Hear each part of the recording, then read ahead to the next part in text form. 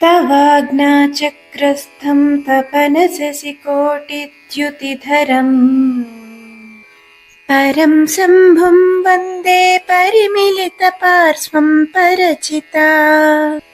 यमाराध्यं भक्त्या रविशसि शुचीनाम विषये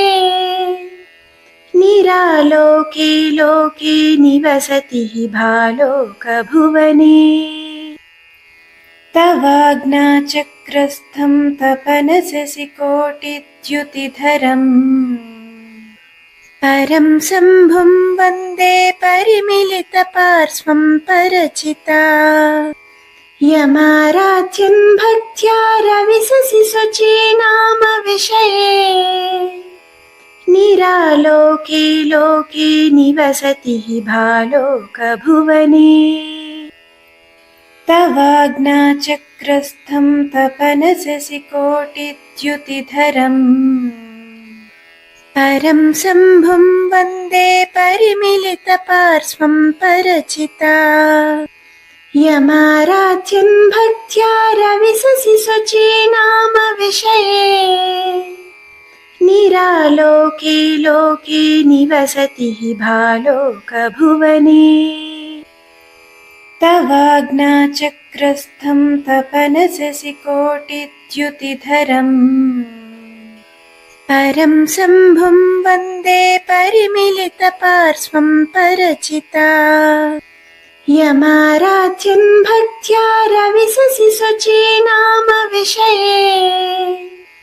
निरालोके लोके निवसति हि भालोकभुवने तवाज्ञाचक्रस्थं तपनससि कोटिद्युतिधरम् परं शम्भुं वन्दे परिमिलितपार्श्वं परचिता यमाराध्यं भक्त्या रविशसि शुचीनाम विषये निरालोके लोके निवसति हि भालोकभुवने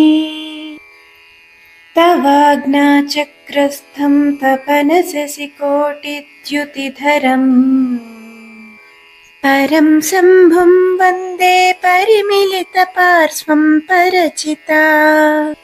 यमाराध्यं भक्त्या रविशसि शुचीनाम विषये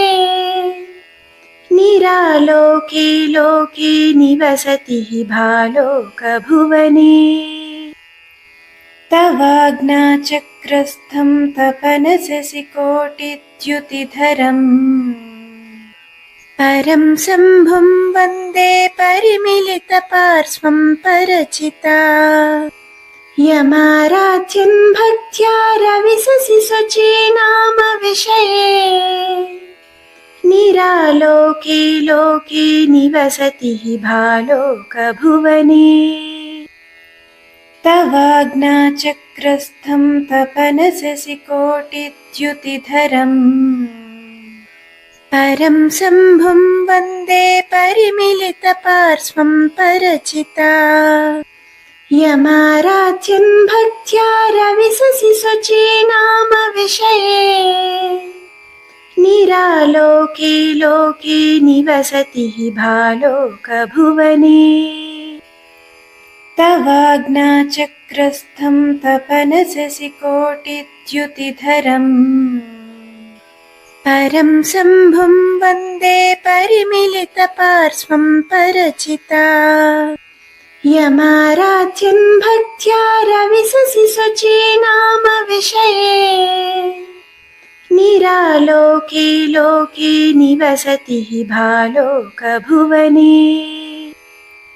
तवाज्ञाचक्रस्थं तपनससि कोटिद्युतिधरम् परं शम्भुं वन्दे परिमिलितपार्श्वं परचिता